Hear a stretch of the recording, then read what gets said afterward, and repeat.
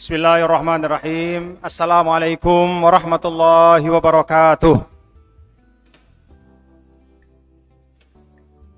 Alhamdulillah.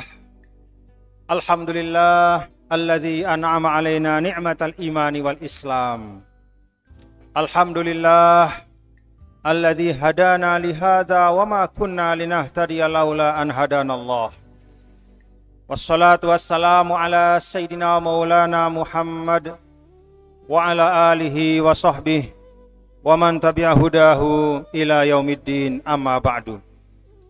Yang sama-sama kita hormati Bapak Bupati Pasangkayu, Bapak Haji Yaumil Ambojiwa SH, beserta ada hadir Ibu Wakil Bupati, Ibu Dr. Hajah Herni Esos, dan para pejabat utama pemerintah Kabupaten Pasangkayu dan seluruh keluarga besar ASN pemerintah daerah Pasangkayu, yang kita doakan mudah-mudahan beliau semua sebagai pemimpin-pemimpin kita di tempat ini diberikan taufik hidayah inayah oleh Allah Subhanahu wa taala.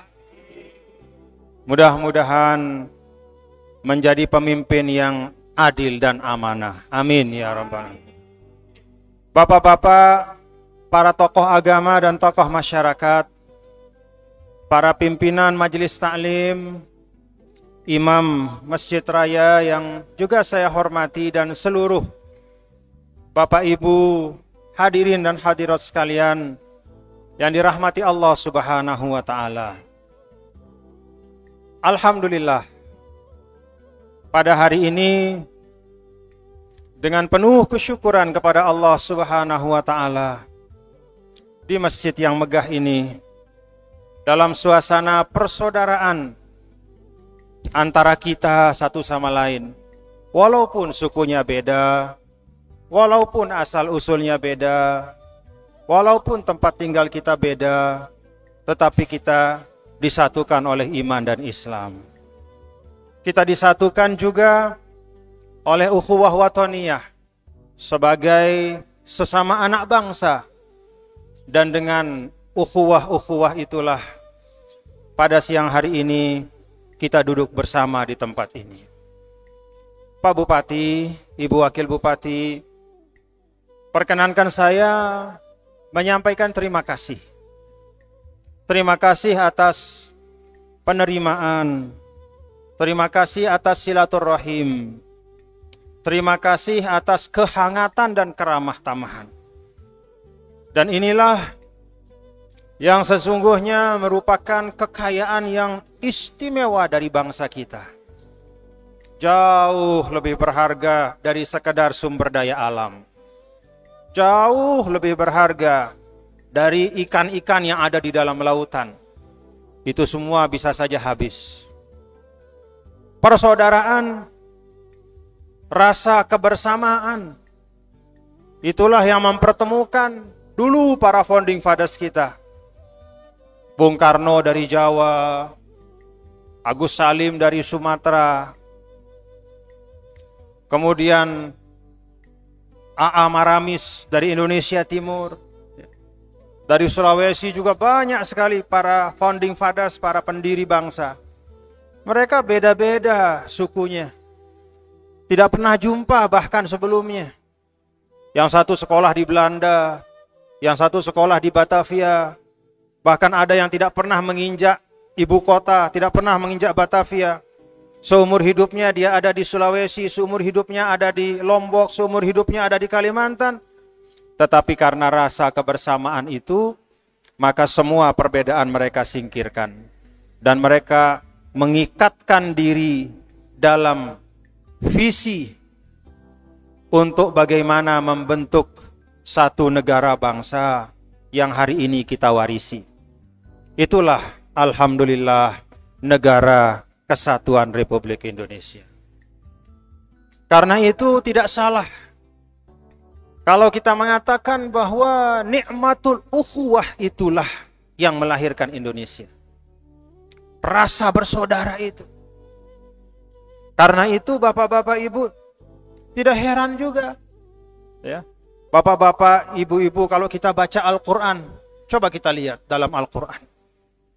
Dari sekian banyak nikmat yang Allah berikan kepada kita, nggak terhitung nikmat itu banyaknya. Nikmat lahir, nikmat batin, nikmat segala macam. Tapi dari sekian banyak nikmat itu, ada satu nikmat yang Allah minta kita untuk mengingatnya baik-baik.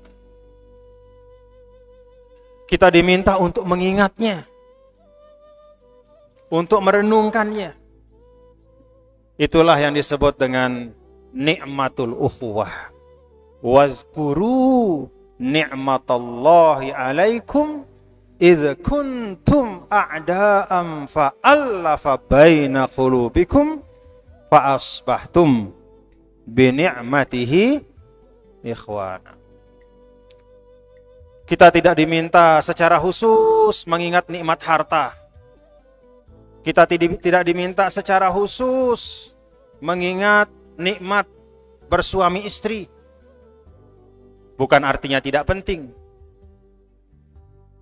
Itu semua penting. Tetapi ada satu nikmat yang Allah garis bawahi dalam Al-Quran, dalam surah Ali Imran itu. Ingatlah, ingatlah, wahai orang-orang yang beriman, saya, kita semua ini, kepada nikmat Allah. Idh kuntum a'da'am fa'allafa baina qulubikum fa'asbahtum bini'matihi ikhwana. Maka yang pertama dan yang utama, bapak-bapak, ibu, yang saya ingin sampaikan, dan mari kita ingat terus, dan kita rawat, kita jaga, kita pelihara dan kita kokohkan, adalah nikmat bersaudara. Persaudaraan Islamiyah dalam Islam, iman Islam, wataniyah dalam satu bangsa, insaniyah sebagai sesama umat manusia, khalqiyah sebagai sesama makhluk Allah. Itu semuanya adalah rangkaian persahabatan yang diminta oleh Allah untuk kita syukuri. Bapak Ibu yang dirahmati Allah, lebih dari sekedar persaudaraan di awal kita membentuk bangsa Indonesia ini, pada perjalanan selanjutnya pun kita sebagai anak-anak bangsa membuka diri satu sama lain. Tidak terbayang bagaimana wajah Indonesia kalau masing-masing sukunya itu punya ego. Kalau masing-masing sukunya itu punya ego, menganggap diri yang paling baik dan tidak membutuhkan yang lain. Maka kita akan hidup seperti di dalam Di dalam kamar-kamar yang terkunci. Tidak bisa jumpa satu sama lain. Maka alhamdulillah setelah Indonesia merdeka, terbentuk bangsa ini berkat kesamaan visi dan misi para pendiri bangsa, yang lebih kita syukuri adalah alhamdulillah kita semua sebagai anak-anak bangsa itu membuka diri satu sama lain. Maka dimanapun, bahkan di Pasangkayu ini kita bisa jumpa suku apapun. Kalau kata Pak Bupati tadi di pendopo beliau, di rumah jabatan, ya seperti miniatur Indonesia. Ya. Suku manapun ada di sini. Demikian juga di tempat-tempat yang lain. Di Lombok, kita bisa jumpa suku Jawa, kita bisa ketemu suku Bugis. Kalau di NTB Pak Bupati, itu sepanjang pantai Pulau Lombok, itu Pak Bupati, itu orang Bugis semua. Jadi penuh orang Bugis sepanjang pantai Pulau Lombok. Mau bagian Lombok Selatan, Lombok bagian utara juga. Jadi daeng-daeng itu banyak sekali di Lombok. Kemudian di Pulau Sumbawa lebih-lebih lagi. Karena dulu Kesultanan Bima itu juga merupakan bagian dari Kesultanan Goa. Jadi Bugis sama Lombok, Bima, Dompu, ya, Makassar, kemudian Mamuju, Mandar, itu sudah menyatu kita semua. Sudah menjadi bagian yang tidak terpisahkan. Dan inilah bapak-bapak dan ibu-ibu, satu kesyukuran kita juga sebagai bangsa Indonesia. Alhamdulillah. Ada ungkapan, mata fuqidash syai' urifat qimatuhu. Nikmat itu tidak terasa, ya, tidak terasa. Sesuatu itu tidak terasa nikmatnya, tidak terasa manfaatnya, kecuali ketika sudah hilang dari kita. Hari-hari kita bangun pagi misalnya, berapa banyak Bapak Ibu, ya, yang mengabsen anggota badannya dan mensyukuri masing-masingnya? Tidak ada. Kita ini paling maksimal, alhamdulillahilladzi ahyani ba'dama amatani wa ilaihin nusyur. Sudah itu saja. Yang kita syukuri adalah keseluruhan. Tapi kalau ulama dulu, sesuai dengan hadis Nabi kita, Nabi besar Muhammad SAW, kalau kata Nabi, di badan manusia itu ada 360 persendian. Setiap persendian yang 360 itu, dia harus ada sedekahnya, ada kesyukurannya. Jadi kita syukuri masing-masing. Alhamdulillah ya Allah atas mata sebelah kanan, alhamdulillah Allah mata sebelah kiri, alhamdulillah nikmat dengkul, nikmat apa nih? Siku, nikmat bahu. Ada 360 persendian. Kalau cara ulama dulu, masing-masing itu diabsen. Alhamdulillah ya Allah atas nikmat A, B, C, D, E, F, G, terus. Supaya dia bisa betul-betul mensyukuri itu semua. Tapi kalau kita sudah jarang di antara kita yang mampu mensyukuri itu secara detail.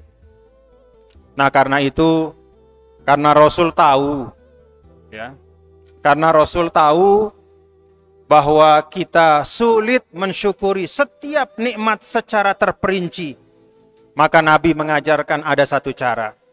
Kalau engkau mau membayar semua nikmat yang ada pada badanmu itu, menunaikan kewajiban syukurnya, kata Rasulullah SAW, maka jangan lupa untuk setiap saat mengucapkan Subhanallah wa bihamdihi Subhanallahil azim.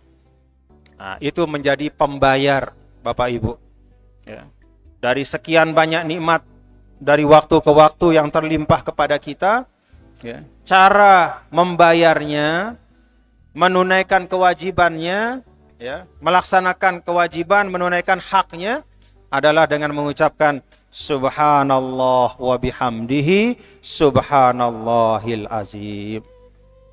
Sebanyak-banyaknya. Bapak Ibu yang dirahmati Allah, terkadang nikmat dan seringkali ketika ada kita lupakan. Ketika sudah hilang baru kita cari, ya. Kita cari dengan segala cara supaya kita dapat kembali. Nah, kita di Indonesia masih bersyukur diberikan nikmat, ya, bersatu sebagai satu bangsa.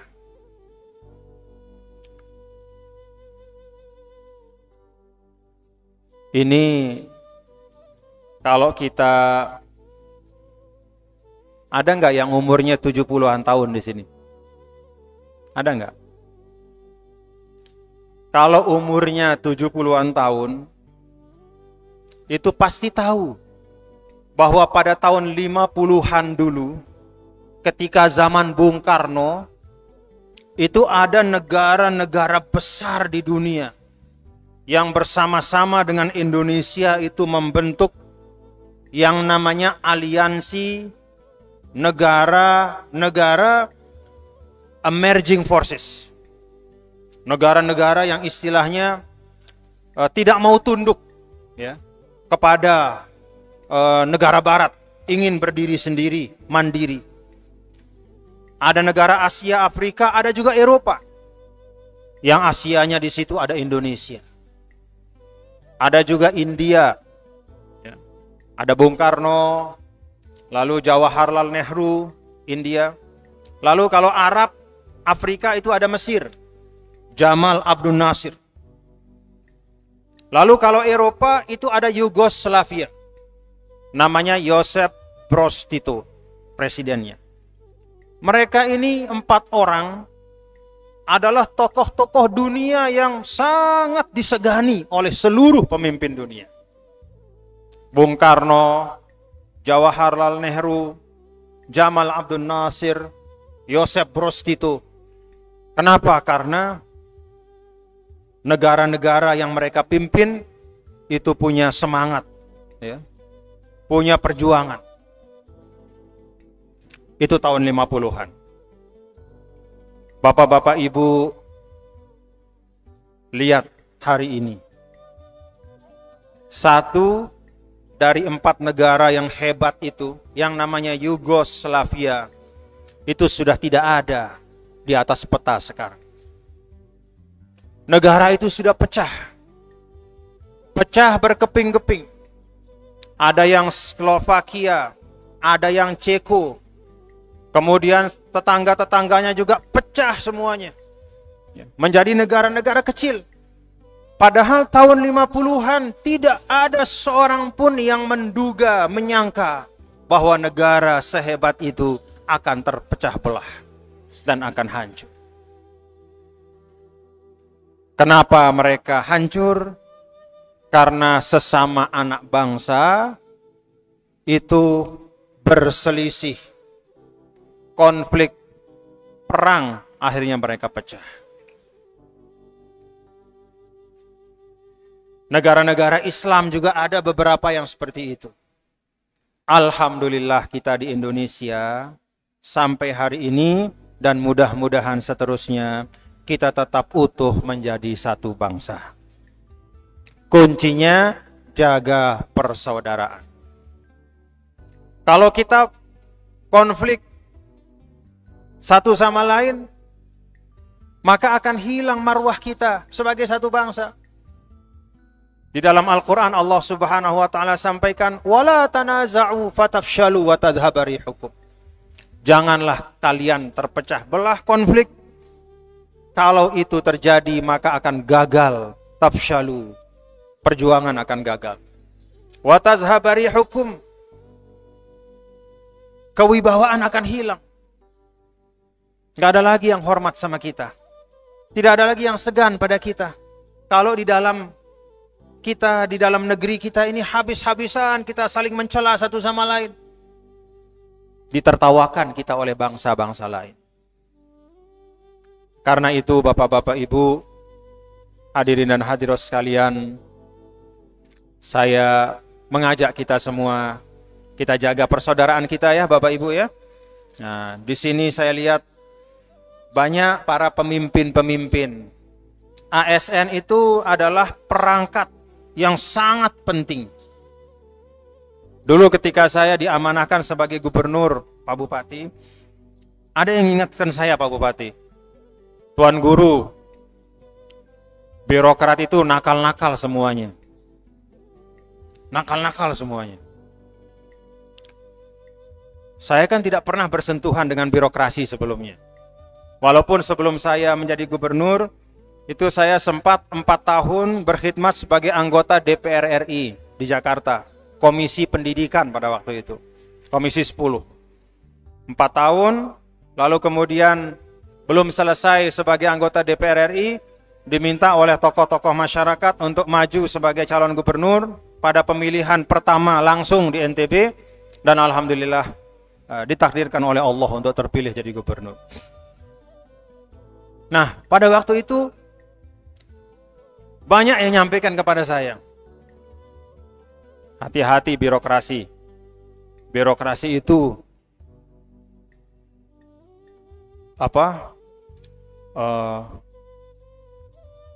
bahasa Lombok, tapi kira-kira kalau bahasa sini apa tele-tele itu bahasa nakal-nakal. Nakal-nakal katanya. Nah, saya mau tahu akhirnya benar enggak nakal-nakal birokrasi itu? Pegawai perangkat Pemprov. Pada saat awal-awal kita buat kegiatan imtak. Pada waktu saya berkhidmat itu Pak Bupati, karena istilahnya saya tuan guru, jadi pemerintah provinsi itu buat acara selalu paket hemat. Ya. Yang membukanya gubernur, yang ngisi gubernur, yang doanya juga gubernur. Jadi tidak perlu bayar penceramah gitu. Ya. Paket hemat. Di awal-awal imtak saya menyampaikan, kumpulin semua. Ceramahlah saya. Ya. Mengingatkan ya, tentang surga neraka. 5 menit saya ngomong, mulai kelihatan ada yang ngantuk di depan. ASN-nya ngantuk. 10 menit, mulai juga semakin banyak yang ngantuk. 15 menit, udah selesai. Pada waktu itu saya ingat betul, ya, saya punya sekda namanya Pak Malik dari Bima. Di sini juga ada dari Bima ya, Pak Abidin ya, Pak Abidin. Sekda saya namanya Pak Abdul Malik, orang baik. Orang Bima itu baik-baik Pak, alhamdulillah. Nah, Pak Malik bilang sama saya, Tuan Guru, kalau bisa ceramahnya jangan surga neraka terus lah gitu. Oh gitu ya Pak, iya janganlah katanya. Cobalah tempo-tempo divariasikan khutbahnya. Sekali-sekali bahas tentang mutasi katanya. Mutasi, oh ya. Akhirnya begitu imtak 2 minggu berikutnya, Assalamualaikum, bismillah, alhamdulillah, wassalatu wassalamu ala rasulillah. Bapak-bapak, saudara, insya Allah bulan depan saya akan mutasi besar-besaran. Wih, langsung segar semuanya. Nggak ada yang ngantuk. Sampai selesai itu nggak ada yang ngantuk. Segar semuanya, tegak gitu. Pengen dengar kira-kira kemana arahnya gitu. Terus saya tengok Pak Malik, benar juga Pak Malik gitu. Nah, itulah birokrasi ya. Jadi birokrasi itu punya karakter-karakter. Tapi itu sama sekali bukan berarti birokrasi itu nakal, tidak. Ternyata setelah saya berkhidmat 10 tahun ya, sebagai gubernur Nusa Tenggara Barat, bolehlah saya mengatakan bahwa salah satu yang membantu sehingga alhamdulillah banyak program-program pembangunan di NTB itu berhasil adalah jajaran birokrasi pemerintah Nusa Tenggara Barat. Karena itu Pak Bupati, di kalangan birokrat ini banyak mutiara-mutiara terpendam. Sebagaimana dulu ketika saya dengan teman-teman di pemerintah provinsi selalu melakukan pertemuan-pertemuan berdiskusi dari hati ke hati. Saya libatkan dan saya ajak dari awal sekali. Kita bicara bersama, mau kita apakan NTB ini. Karena kita ajak dari awal bersama-sama bicara, akhirnya mereka sungguh-sungguh. Dan benar-benar berusaha untuk memberikan yang terbaik. Dan kalau pemimpin telah memberikan yang terbaik, maka manfaatnya akan kembali ke seluruh masyarakat. Insya Allah di Pasangkayu, di bawah kepemimpinan beliau, Pak Bupati, Bapak Haji Yaumil Ambojiwa, Ibu Dr. Haja Herni, kita berdoa ya Bapak-Bapak Ibu, mudah-mudahan kepemimpinan beliau ini amanah dan menghadirkan kemanfaatan, kebaikan dan keberkahan untuk kita semua. Amin ya Rabbal Alamin. Bapak Ibu, ketika dulu para pejuang kita, ini bagian dari kita belajar tentang sejarah. Bukan hanya asal-usulnya yang beda, cara berpikirnya pun tidak sama. Ada Kiai Haji Abdul Wahid Hashim dari pesantren. Ada Kiai Haji Agus Salim, juga seorang yang ahli agama, walaupun dia juga ahli hukum.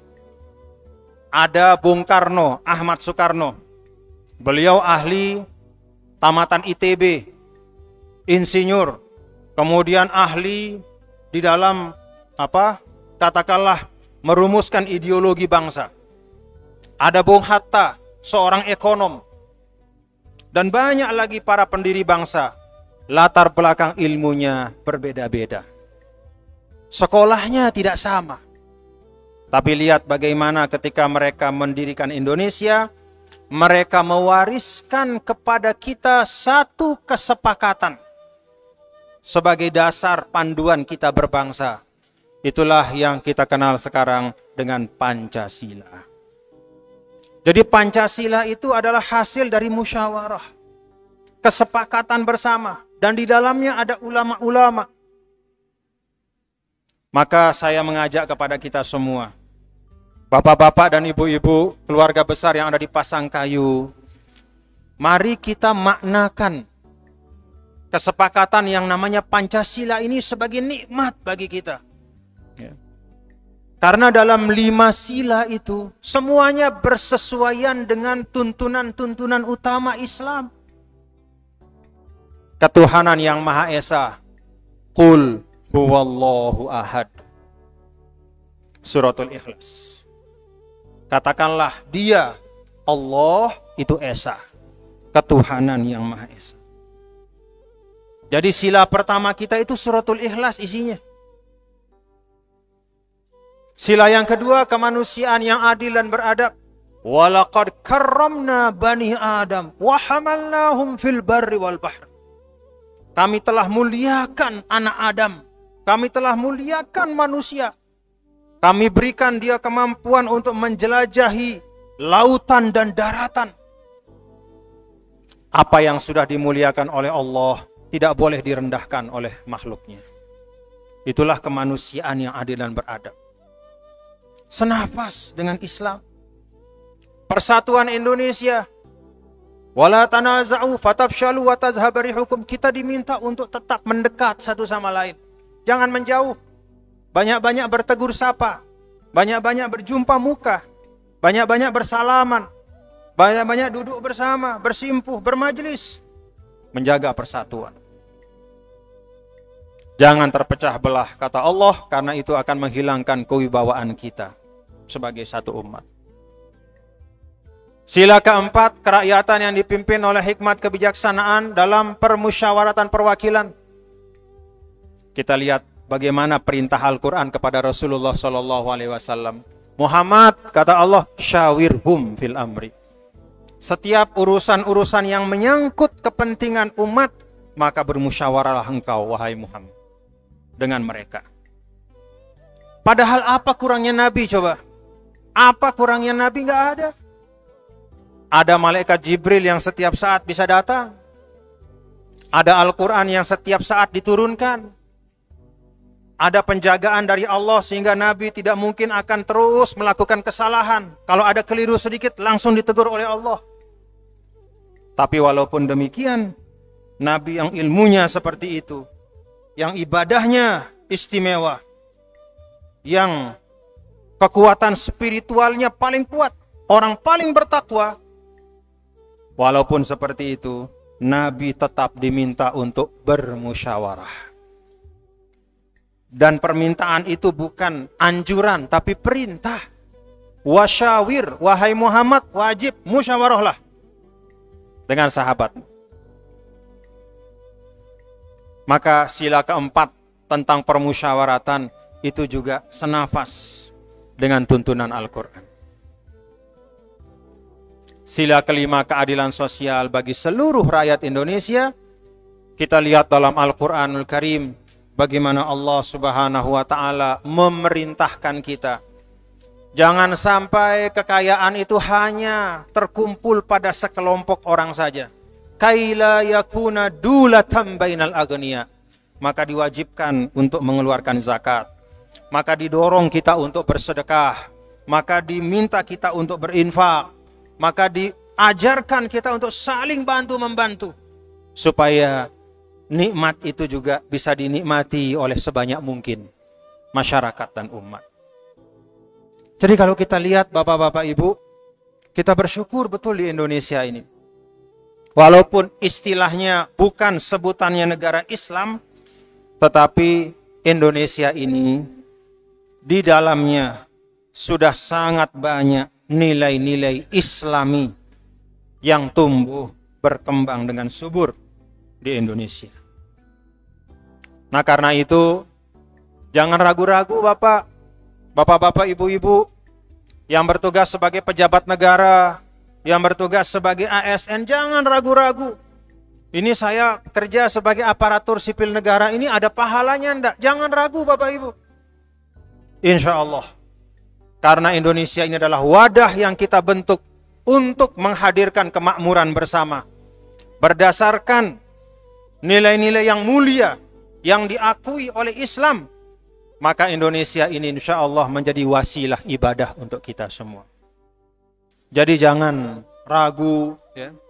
Kadang-kadang saya pernah ditanya oleh salah seorang staf saya. Pertanyaannya adalah, Tuan Guru, Pak Gubernur, pagi kita ke kantor jam 7, siang kita pulang 2:30. Pada waktu itu masih 6 hari kerja. Pada saat 5 hari kerja pulang jam 4. Setengah hari kita habis di kantor. Ada pahalanya gak Tuan Guru? Sia-sia atau bermanfaat enggak ini? Saya setiap hari ini udah 12 tahun jadi PNS tuh, kata staf saya dulu. Udah 12 tahun saya jadi PNS. Setiap hari saya masuk rajin, saya ngisi absen dari mulai tanda tangan sampai jempol. Ada manfaatnya enggak ini? Saya katakan kepada teman itu, ya, teman PNS itu, Pak, kerja Bapak menjadi ASN ini, sepanjang Bapak niatkan sebagai ibadah, maka ganjarannya tidak kurang-kurang dibanding amal soleh yang lain. Jadi setiap kali keluar, bismillah tawakkaltu 'ala Allah, niatnya berkhidmat untuk memberikan kemanfaatan bagi masyarakat, itu pahala yang luar biasa. Bahkan di dalam sebagian hadis Rasulullah SAW, beliau sampaikan, innalillahi ibadan ikhtassahum bin ni'am liqada'i hawaijin nas. Allah itu, kata Nabi, Allah itu punya sekelompok orang. Ada hamba-hambanya yang dia khususkan dengan nikmat-nikmat tertentu agar dia bisa menunaikan hajat-hajat orang banyak. Apa nikmat itu? Kewenangan. Kalau kita jadi ASN ada kewenangan yang kita miliki. Kalau kita menjadi aparatur negara, kita punya katakanlah kekuasaan dalam makna yang positif yang bisa kita pakai untuk kebaikan. Itu nikmat dari Allah.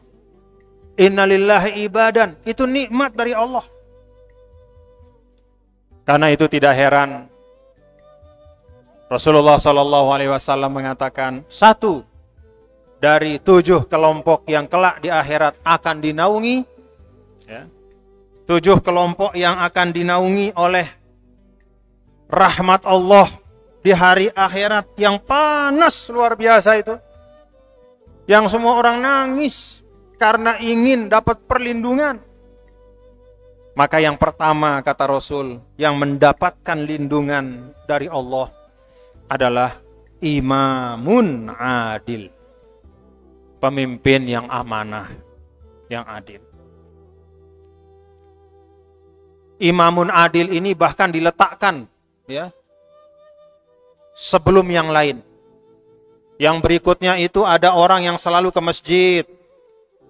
Ada orang yang setiap malam menangis karena takut kepada Allah, dia qiyamul lail, itu juga akan dapat naungan. Tapi yang sebelumnya, yang pertama dan utama, imamun adil, pemimpin yang amanah, yang adil.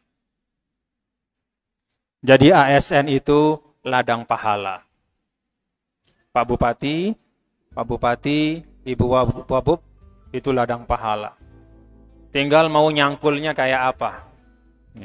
Nyangkulnya benar-benar ditanami baik-baik sehingga hasilnya maksimal, atau kita cangkul sekedarnya saja. Maka yang tumbuh adalah tumbuhan yang juga sekedarnya saja. Apakah kita mau meniatkan itu hanya untuk dunia saja, atau kita niatkan dia untuk akhirat, maka dunia akan mengikuti. Itu yang sering disebut oleh ulama kepada kita, ingat-ingat tanamlah padi, maka rumput akan ikut tumbuh. Jangan sekali-kali tanam rumput, karena tidak mungkin padi akan ikut tumbuh. Kalau kita ke sawah, kita tanam padi, banyak juga rumput tumbuh di sekitarnya. Di pematang-pematang itu tumbuh rumputnya. Tanam padi tapi kalau kita tanam rumput, ada padinya? Ada padi nggak keluar? Tanam rumput di tengah sawah, ada padi di pematang? Nggak ada. Tapi tanam padi di tengah sawah, ada rumput di pematang? Itu gambaran, kata ulama, mengejar akhirat, dunia akan ikut. Tapi kalau kita kejar dunia, dapat dunia. Rumput tumbuh, tapi padinya nggak ada. Jadi itu saja bagaimana kita menempatkan.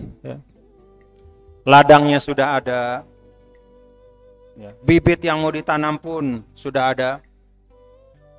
Tinggal apa yang kita tanam. Mau tanam rumput atau tanam padi. Insya Allah semua ASN di Pasangkayu, mulai Pak Bupati, Ibu Wakil Bupati, semuanya kita tanam padi ya semua Bapak Ibu ya.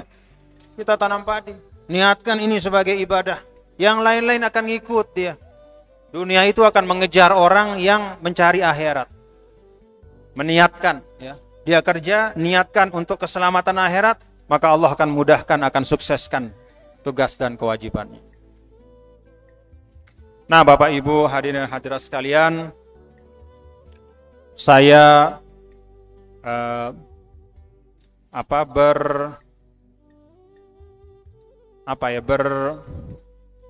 berbesar hati dan optimis melihat dari keadaan kita yang ada di Pasangkayu. Saya tadi dengar baik-baik Pak Bupati tadi pagi bicara di rumah jabatan, lalu tadi di kampus DDI Pasangkayu juga saya dengar baik-baik apa yang disampaikan.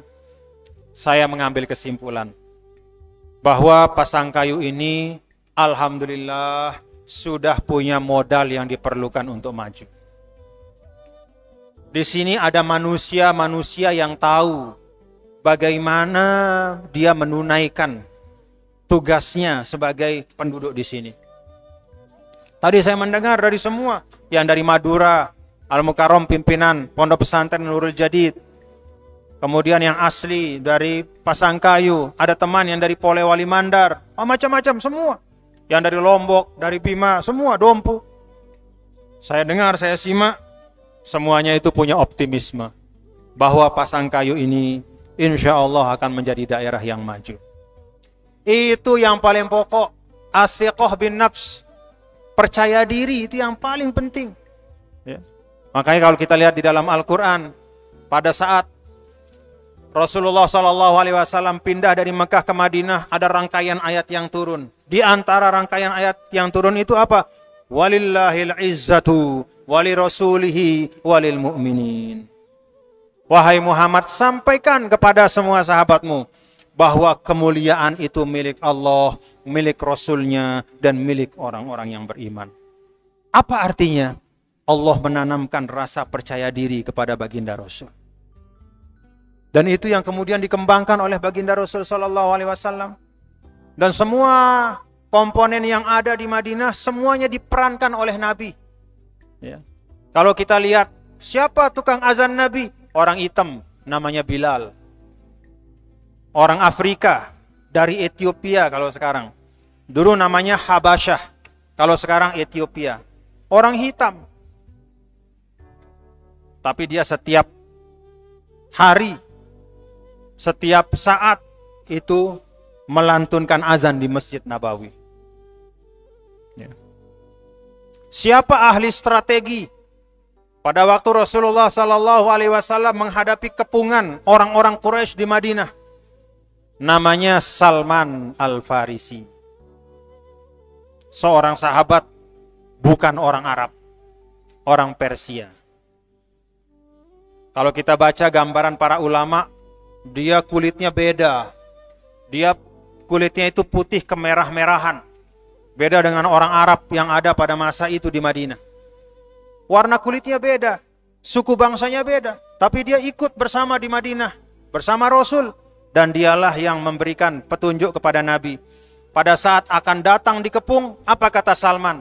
Ya Rasulullah, kalau kami ketika dulu di Persia menghadapi musuh seperti ini, yang kami lakukan adalah menggali parit-parit yang lebar sehingga tidak bisa dilompati oleh kuda. Di bawah parit itu kita siapkan bahan bakar. Pada waktunya kita bakar sehingga api akan menyala dan tidak ada yang bisa melewatinya. Dengan demikian maka Madinah kita akan sulit ditembus oleh musuh. Diikuti oleh Nabi.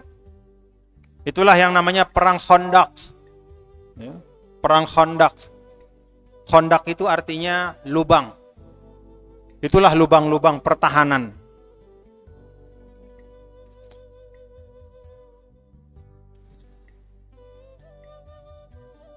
Ilmunya dari Salman, orang Persia.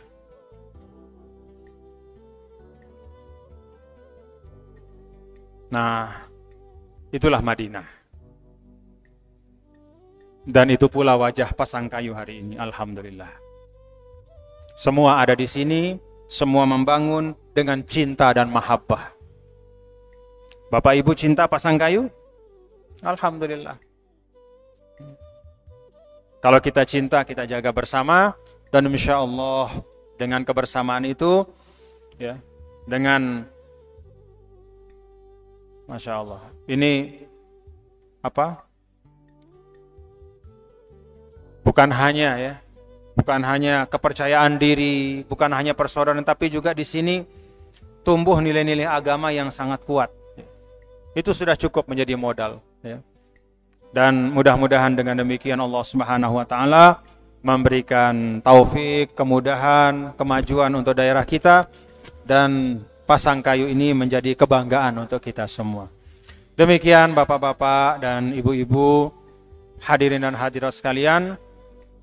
Ya, jaga kekompakan, ya, perkuat persaudaraan, saling mengisi satu sama lain, dan banyak-banyak kita belajar dari sejarah. Ya.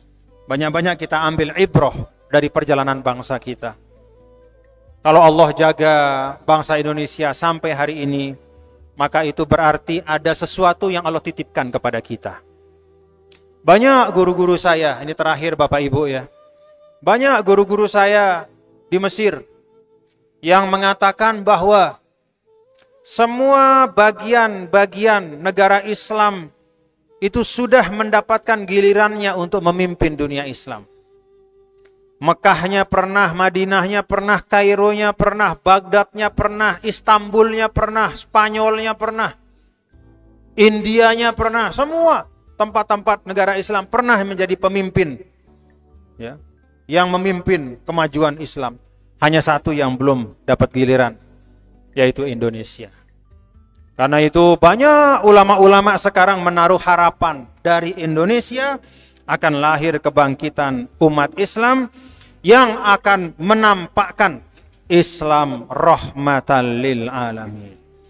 Islam yang menenangkan, Islam yang menyamankan, Islam yang membuat orang merasa teduh di dalamnya. Itulah yang kita warisi dari guru-guru kita. Mudah-mudahan ya, mudah-mudahan itu bisa terwujud, harapan itu, dan umat Islam di Indonesia bisa menjadi contoh teladan Islam rahmatan lil alamin yang mencintai semua, yang membuka kebaikan untuk semua, dan Pasangkayu insyaallah menjadi bagian dari itu. Terima kasih. Wallahul muwaffiq wal hadi ila sabilir rasyad. Mohon maaf apabila ada kekurangan atau kekhilafan. Sekali lagi Pak Bupati terima kasih, Ibu Wakil Bupati terima kasih. teman-teman ASN dan seluruh warga Pasangkayu, jamaah yang hadir, terima kasih atas silaturahimnya. Semoga kita bisa berjumpa pada masa-masa yang akan datang. Wallahul muwaffiq wal hadi ila sabilir rasyad. Kita tutup bersama dengan berdoa ya Bapak Ibu. Bismillahirrahmanirrahim. Alhamdulillahirabbil alamin wassalatu wassalamu ala asyrafil mursalin wa ala alihi wa sahbihi ajma'in. Allahumma ja'al jam'ana hadza jam'an mubarakan marhuma. Ya Allah, jadikanlah perjumpaan kami, kumpulnya kami pada hari ini menjadi kumpul perjumpaan yang mubarakan maksumah, yang diberkahi dan dilindungi dari segala macam kemudaratan. Wa tafarruqana min ba'dihi tafarruqan mubarakan hasanah maksumah. Demikian pun pisahnya kami menjadi pisah yang diberkahi, dirahmati dan dijaga dari segala macam kemudaratan. Allahumma ja'alna minal ladzina yastami'una al-qawla fayattabi'una ahsanah. Ya Allah, jadikanlah kami menjadi orang-orang yang mendengar semua ucapan-ucapan yang baik dan mengikuti yang terbaik dari apa yang kami dengar. Rabbana atina min ladunka rahmah. Ya Allah, berikanlah kami dari sisimu rahmat dan kasih sayangmu. Wahai ilana min amrina rasyada. Dan berikanlah kami kekuatan untuk menjalankan tugas dan kewajiban kami ya Allah. Rabbana atina fid dunya hasanah. Ya Allah, berikanlah kami kebaikan dalam kehidupan dunia ini. Wa fil akhirati hasanah, dan kebaikan di negeri akhirat kelak. Wa qina azabannar, serta lindungilah kami dari azab api neraka. Sallallahu alaihi wasallam ala sayyidina maulana Muhammad walhamdulillahirabbil alamin. Assalamualaikum warahmatullahi wabarakatuh.